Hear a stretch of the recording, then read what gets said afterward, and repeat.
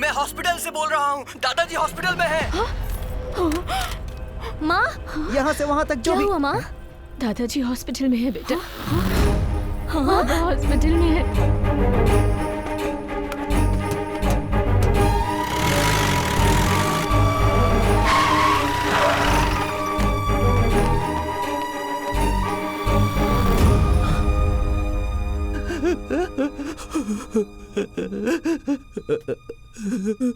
मैं और दादाजी उन लोगों से मिलने के लिए गए थे और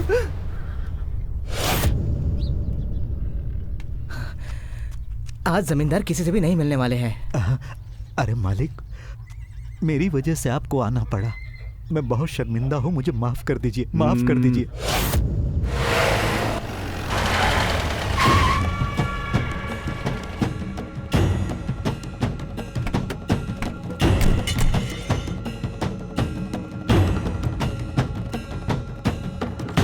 कितनी बार कह चुका हूं कि हमारे रास्ते में मत आया करो। आज आपका टाइम खत्म हुआ। दादाजी!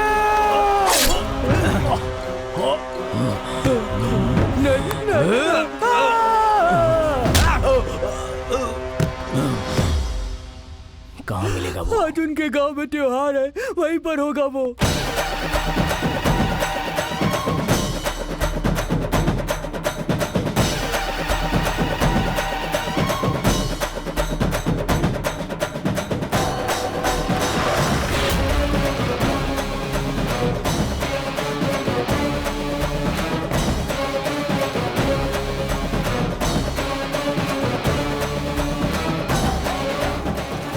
शक्तिपीठ में बैठकर सर पे हल्दी का पानी डालकर मन में जो भी मन्नत मांगेंगे तो देवी उसे पूरा कर देती है। देवी माँ, आज तक मैंने आपसे कुछ भी नहीं मांगा। इतने सालों बाद मेरे एक दादा है, ये मुझे पता चला। उनके प्राणों की रक्षा करना, बस यही इच्छा है।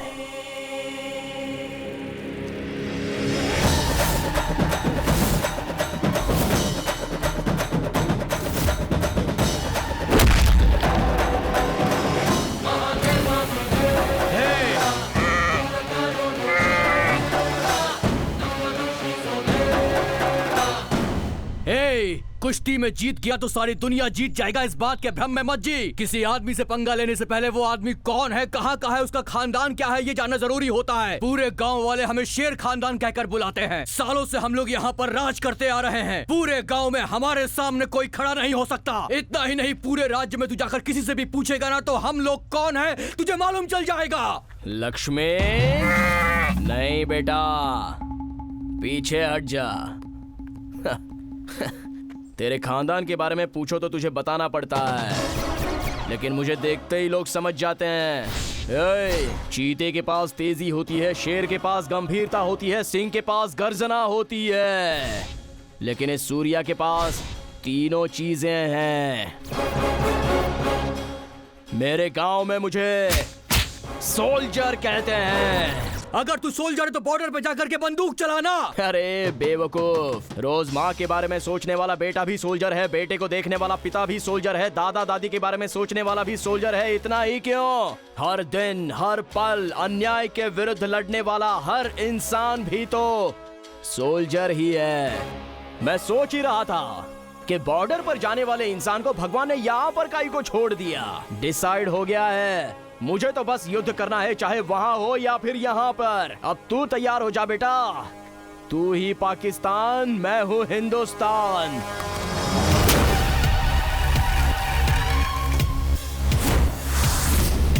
बॉर्डर तुम पार मत करना, मैं ही पार करूंगा।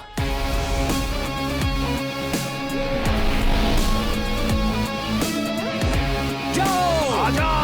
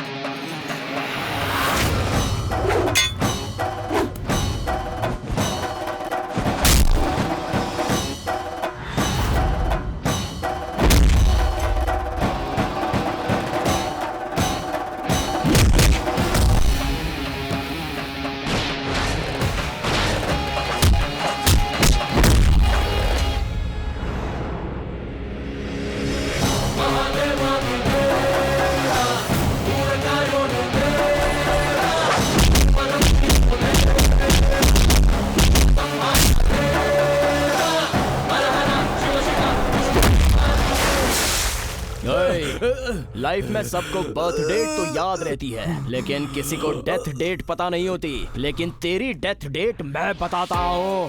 जब तक वो सांस लेते रहेंगे तब तक तेरे जान की वैलिडिटी है। जिंदा रहोगे तो कहीं और भी प्रॉपर्टी बना पाओगे। ये जमीन के पेपर किसानों को दे दो। Okay sir.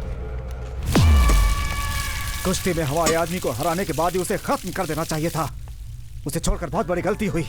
इसको मारा उसने, उसकी इतनी हिम्मत हो गई है। शेर खानदान का नाम सुनते ही लोग डरने लगते हैं। सब लोग अपना सर नीचे करके बात करते हैं। उसने सर उठाने की हिम्मत कैसे की? उसकी गर्दन काट कर अगर इस दरवाजे पर उसकी गर्दन नहीं टांगी तो मैं शेर खानदान का बेटा नहीं। आ जाओ। विक्रम, हाँ? त्योहार तक रुक जाओ। उसकी मौत मैं भी देखना चाहता हूँ। मेरे खानदान को बचाने के लिए तुम्हारे अंदर सारे गुण मौजूद हैं, इसलिए मैंने अपनी पोती की शादी तुमसे करवाने का फैसला किया। मगर तुमने सबके सामने मेरे खानदान को लज्जित कर दिया। उस समय जो वो छोटी सी गलती हुई थी, उसकी वजह से आज तक दुखी हूं। अब फिर एक और गलती करके ऐसा मत करो कि मैं अपनी मौत तक दुखी रहूं। इतना ही रहने दो, फिर कभी ऐसी गलती मत करना। जाओ। कल सुबह मैं यहाँ से चला जाऊंगा। Ambition change. ए, दादाजी नहीं तो कहा है ना, क्या कहती हो? बुजुर्ग इंसान है, अगर गुस्से में 2 बातें बोल दी तो एडजस्ट करना होगा ना। अरे क्या एडजस्ट करना होगा? प्रैक्टिकली जीना सीखो। कितनी उम्र है तुम्हारी? हाँ 24। 24? इस एज में तो लड़कियां पब, क्लब, बॉयफ्रेंड इस तरह से एंजॉय करती रहती हैं। और तुम्हें देखो तो तुम दादी भाई इन सब को मिलाने में लगी हुई हो। अरे तुम्हें इतना सीरियल की तरह ओवर एक्टिंग करने की कोई जरूरत नहीं है। कैसी बात कर रहे हो तुम? जब से तुमसे प्यार किया है कोई गिफ्ट मांगा है क्या? नहीं ना, तो इसे ही गिफ्ट मान लो। प्लीज यार, मेरे लिए इतनी हेल्प कर दो ना। हाँ, वो लोग कौरव लोग हैं, ये पांडव लोग हैं, और मैं श्री कृष्ण परमात्मा, दोनों को मिलवाऊंगा। चल निकल। ये तो कभी सीरियस ही नहीं हो सकता। चलो ठीक है, तुम कहती हो तो एक लास्ट ट्राई करते हैं। बैठो। अरे आओ ना।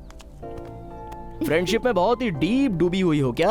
हम अभी एक अच्छे काम के लिए तुम दोनों को त्याग करना होगा। क्या करना है बताओ? कुछ नहीं, कल से 4 दिनों तक तुम दोनों को मुझसे बात नहीं करनी है। हाँ? क्यों? इतना बड़ा लॉकर ओपन करने के लिए छोटे से पिन की जरूरत पड़ती है ना, उसी तरह बड़ी समस्या का कोई छोटा सा सॉल्यूशन होता है। जो शक्ति से नहीं होता उसे युक्ति से करना पड़ता है। प्यार से प्रॉब्लम स्टार्ट हुआ है तो प्यार से ही उसका एंड करना होगा। प्यार से? या बेबी, वो भी मेरे स्टाइल से।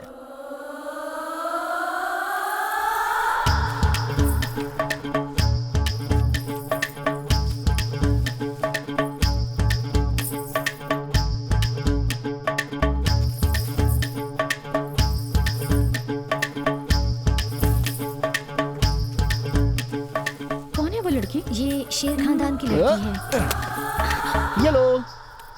आम को देखकर खाना चाहती हो तो उसमें कोई गलत बात नहीं है। एक्सप्रेस करना सीखो। मेरा भी आपकी तरह सेम कैरेक्टर है, इसलिए एक्सप्रेस कर रहा हूँ। एक्चुअली तुम्हें पहली नजर देखते ही मुझे तुमसे प्यार हो गया। हाँ, लव एट फर्स्ट साइट। हाँ, डरो मत। मैं ऑपोजिट पार्टी का होकर भी आपसे प्यार करता हूँ कह रहा हूँ तो आपको गुस्सा आ रहा होगा। मैं आपको पसंद करता हूँ तो आपको भी मुझे पसंद करना ही है, ऐसा तो कहीं लिखा हुआ नहीं है ना। जस्ट एक्सप्रेस कर रहा हूँ बस। सच कहूँ तो हंसिका से मैंने अपने मर्जी से एंगेजमेंट नहीं की थी, मुझे धोखा देकर एंगेजमेंट करवाई गई थी। ये क्या कह रहे हैं आप? अरे मैं सच कह रहा हूँ। क्या हुआ है, जरा समझाइए ना मुझे। बताता हूँ। फ्रेंड्स, मैं दूसरे लड़के से प्यार करती हूँ। 1 हफ्ते तक मुझसे प्यार का नाटक करो ऐसा बोलकर मुझे इमोशनली लॉक कर दिया। और लवर्स का प्रॉब्लम सुनकर तो मैं पहले ही बहुत ज्यादा इमोशनल हो जाता हूँ। जो भी मुसीबत आने दो, लवर्स को खुश रहना चाहिए ऐसा सोचने वाला मैं कैंडिडेट हूँ। और देखो ना, मेरे साथ ही ऐसा हो रहा है। क्या कह रहा है ये? लगता है दाना डाल रहा है। क्यों? अगर इसने इस लड़की से शादी कर ली ना तो दोनों फैमिलीज एक हो जाएंगे, ऐसा सोच रहा है। ओहो, इसे ही त्याग कह रहा था क्या ये? Bye bye. बाय।